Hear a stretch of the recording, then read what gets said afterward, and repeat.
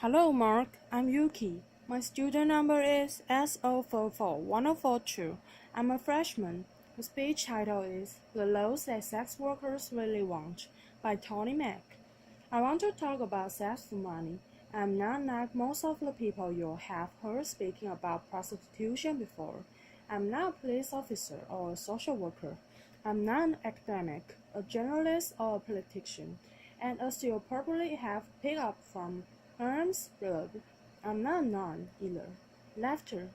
Most of those people will tell you that selling sex is degrading, that no one would ever choose to do it, that it's dangerous. Women get abused and killed.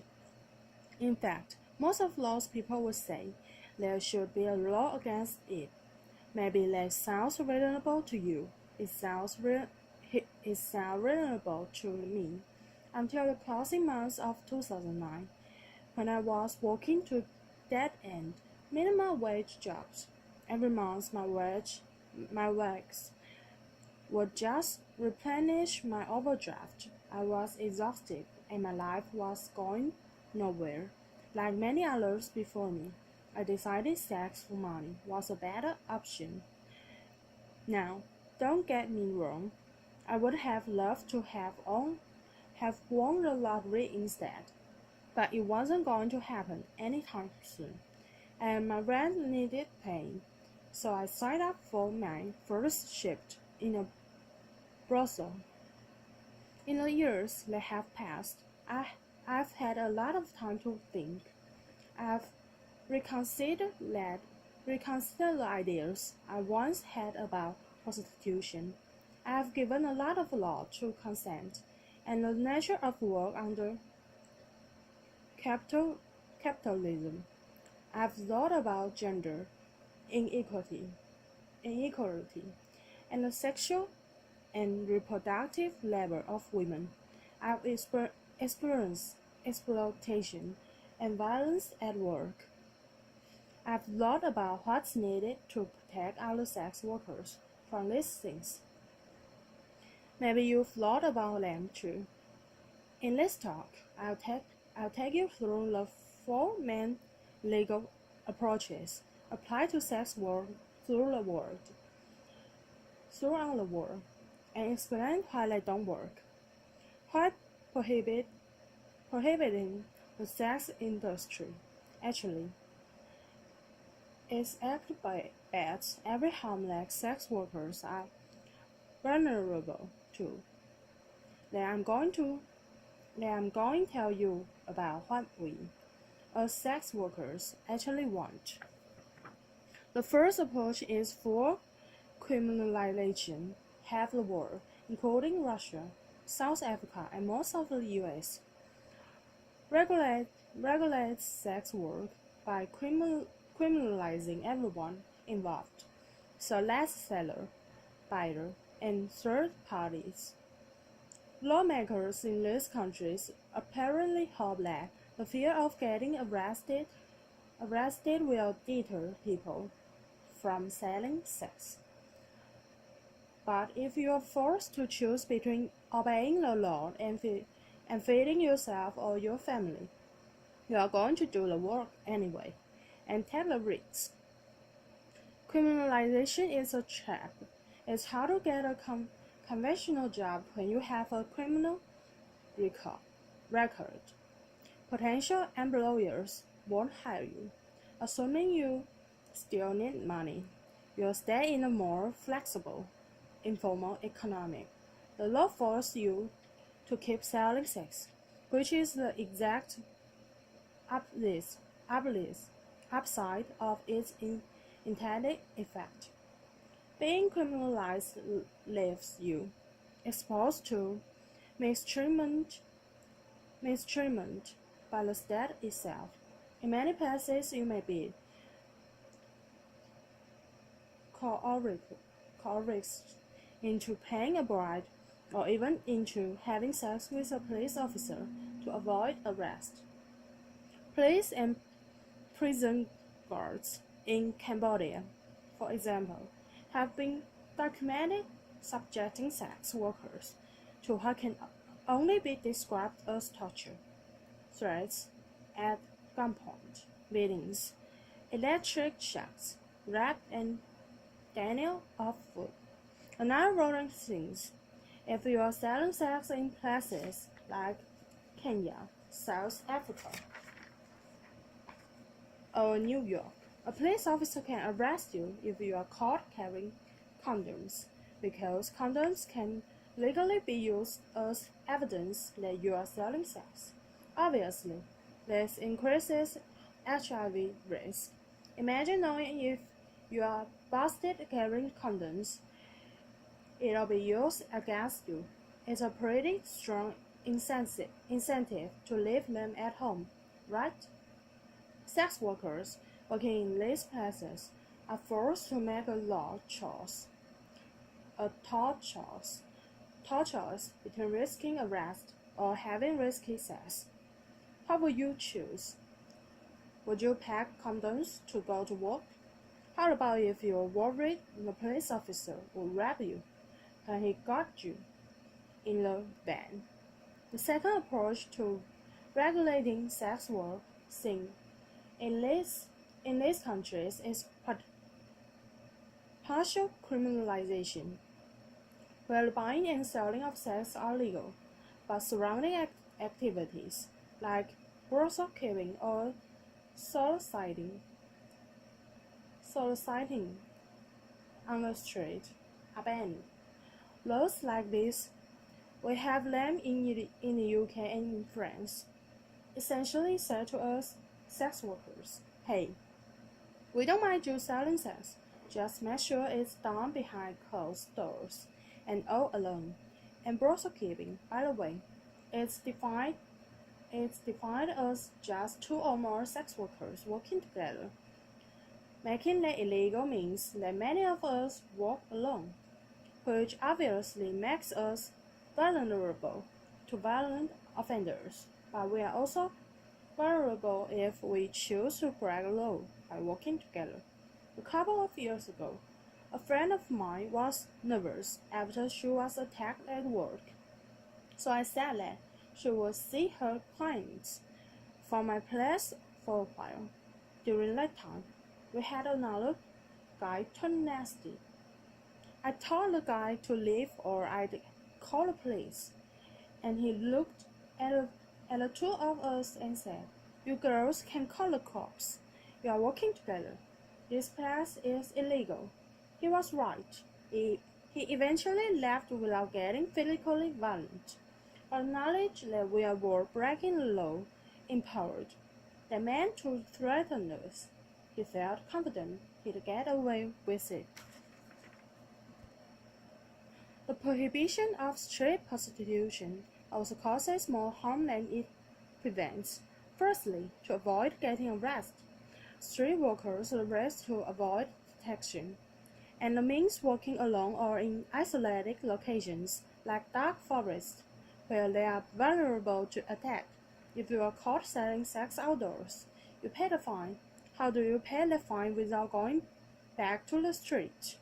It was the need for money that saw you in the streets in the first place, and so the fines stack up, and you are caught in a vicious cycle of selling sex to pay the fines you got for selling sex. Let me tell you about Mariana Popper, who worked in Redbridge, East London. The street workers on her page would normally wait for clients in groups for safety in numbers and to warn each other about how to avoid dangerous guys. But during a police crackdown on sex workers and their clients, she was forced to work alone to avoid being arrested. She was stabbed to death in the early hours of October 29, 2013. She had been working later than usual to try to pay off the fine she had received for soliciting. So if criminalizing sex workers hurts them, why not just criminalize the people who buy sex? This is the aim of the third approach I want to talk about, the Swedish or Nordic model of sex work law. The idea behind this law is that selling sex is intrinsically harmful, and so you are. In fact, helping sex workers by removing the option, despite growing support for what's often described as the end-demand approach. There's no evidence that it works. There's just as much prostitution in Sweden as there was before. Why might that be?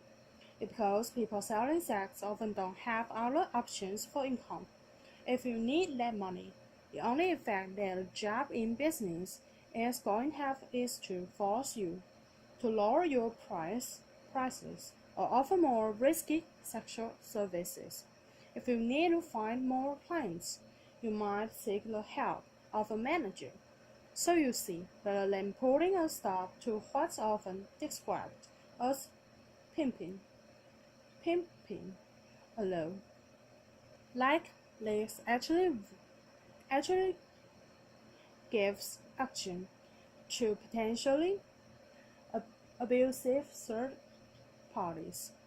To keep safe in my work, I try not to take bookings for someone who calls me from a withheld number.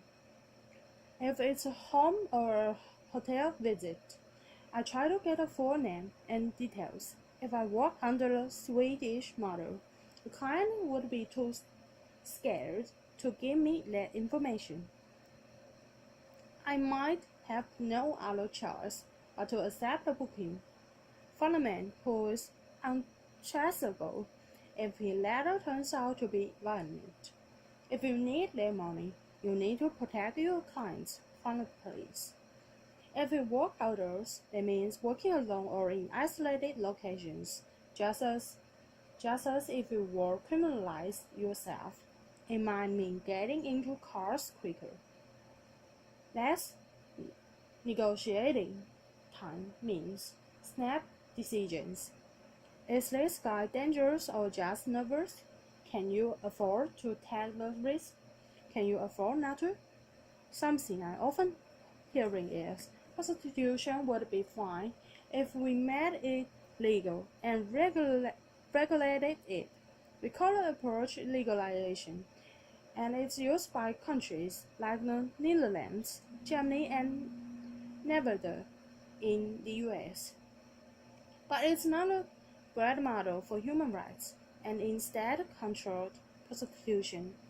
Commercial sex can only happen in certain legal designated areas or venues, and sex workers are made to comply with special restrictions like registration and forced health checks.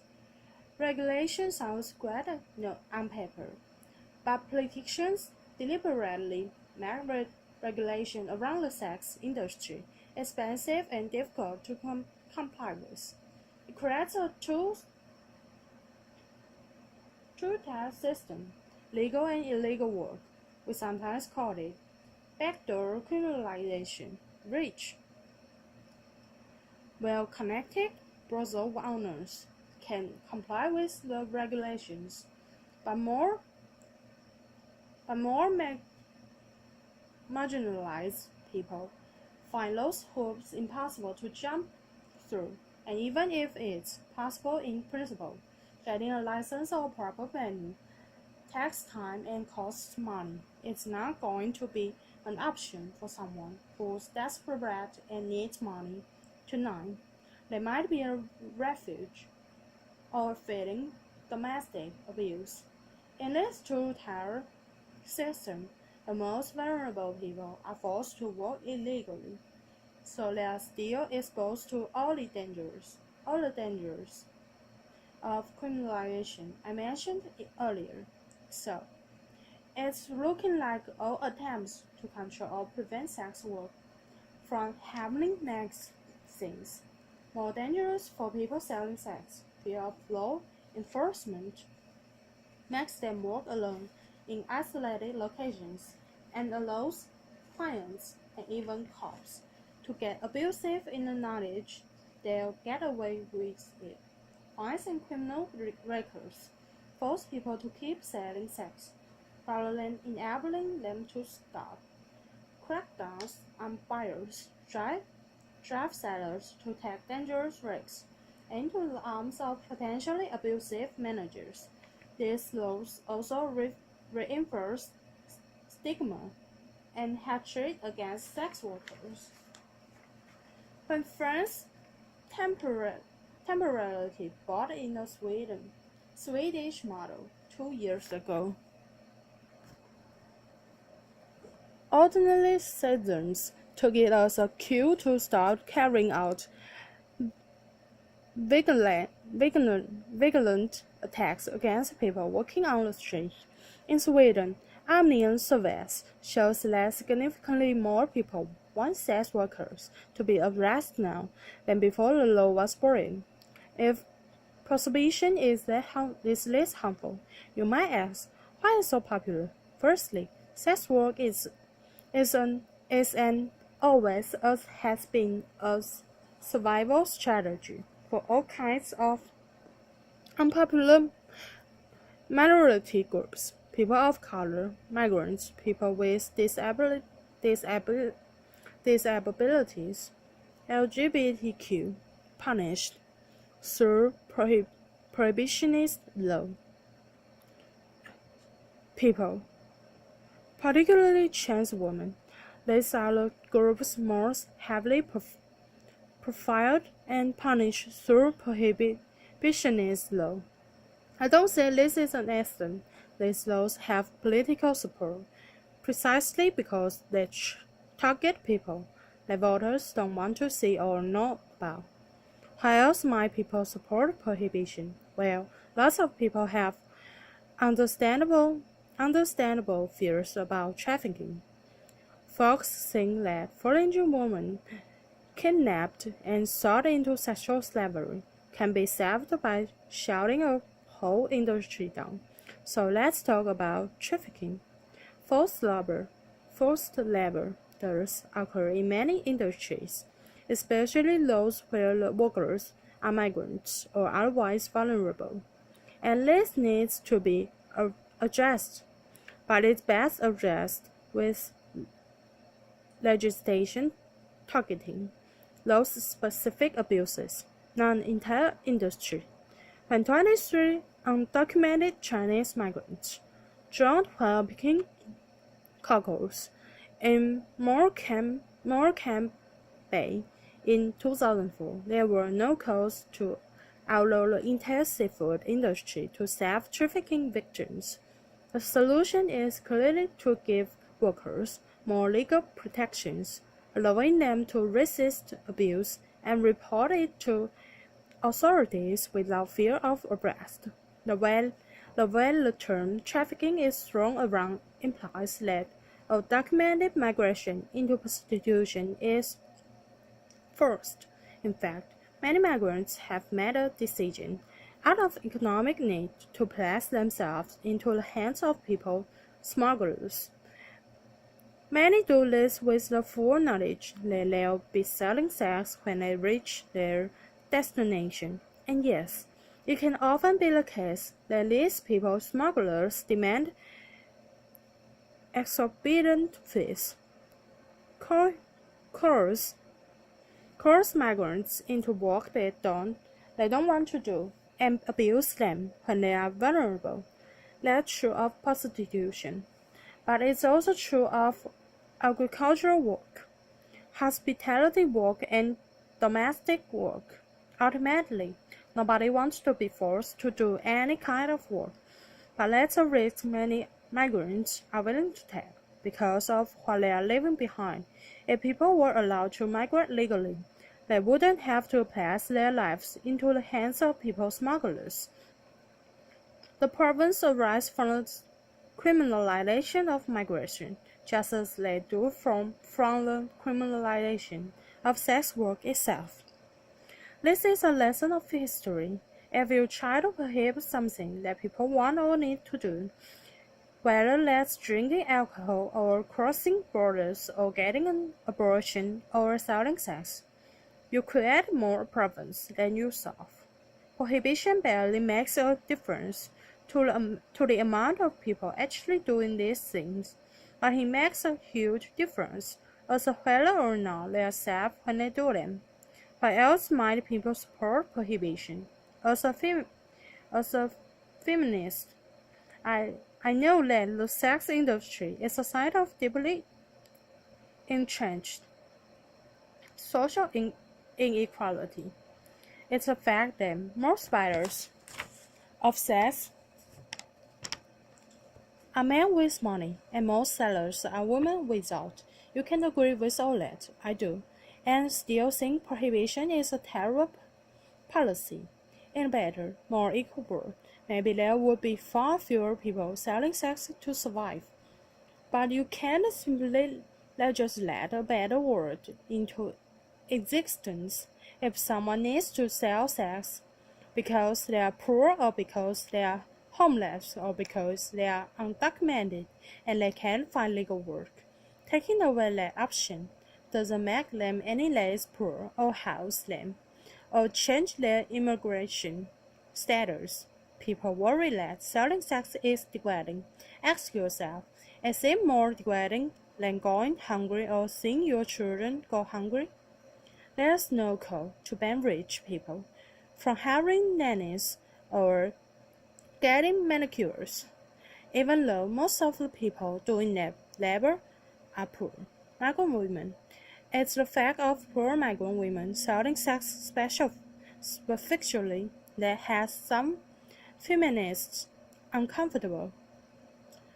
And I can understand why the sex industry provokes strong feelings. People have all kinds of complicated feelings when it comes to sex, but we can't make policy on the basis of mere feelings, especially not over the heads of the people actually affected by those policies. If we get fixated on the abolition of sex work, we end up worrying more about a particular manifestation of gender inequality rather than about the underlying causes. People get really hung up on the question, well, would you want your daughter doing it? That's a wrong question. Instead, imagine she's doing it. How safe is she at work tonight? Why isn't she safer? So we've looked at full criminalization, partial criminalization, the Swedish or Nordic model, and legalization, and how they all cause harm. Something I never hear asked is, what do sex workers want? After all, we are the ones most affected by these laws. New Zealand decriminalized sex work in 2003. It's crucial to remember that discrimination and legalization are not the same thing. Discriminalization means the removal of laws that punitively target the sex industry, instead treating sex work much like any other kind of work. In New Zealand, people can work together for safety, and employers of sex workers are accountable to the state. A sex worker can refuse to see a client at any time, for any reason, and 96% of street workers report that they feel the law protects their rights. New Zealand hasn't actually seen an increase in the amount of people doing sex work, but discriminalizing it has made it a lot safer. But the lesson for New Zealand isn't just that its particular legislation is good, but that crucially, it was written in collaboration with sex workers, namely the New Zealand Prostitutes Collective. When it came to making sex work safer, they were ready to hear is straight from sex workers themselves. Here in the UK, I'm part of sex worker. They work-led groups like the Sex Worker, Open University, and the English the English collective of prostitutes, and we form part of global movement demanding decriminalization and self-determination. The universal symbol of our movement is a red umbrella. We are supported in our demands by global bodies like UNAIDS, the World Health Organization, and Amnesty International. But we need more allies. If you care about gender equality, or poverty, or migration, or public health, the sex worker rights matter to you. Make space for us in your movements. It means not only listening to sex workers when we speak out, amplifying our voices. We seize those who silence us, those who say that prostitute is either to victimize, to damage to know what's best for herself, or else to privilege and to remove from real hardship. We are representative of the millions of voiceless victims. This distinction between victim and empowered is imaginary. It exists poorly. To discredit sex workers and make it easy to ignore us. No doubt many of you work for a living. Well, sex work is work too, just like you. Some of us like our jobs. Some of us hate them. Ultimately, most of us have mixed feelings, but how we feel about our work isn't the point, and how others feel about our work certainly isn't. What's important is that we have the right to work safely and on our own terms. Sex workers are real people. We've had complicated experiences and complicated responses to those experiences. But our demands are not complicated. You can ask expensive escorts in New York City, brothel workers in Cambodia, street workers in South Africa, and every girl on the road and my old job in Soho. And they will all tell you the same thing. You can speak to millions of sex workers and countless sex work-led organizations. We want full decriminalization and labor rights as workers. I'm just one sex worker on the stage today, but I'm bringing a message from all over the world. Thank you. Applause.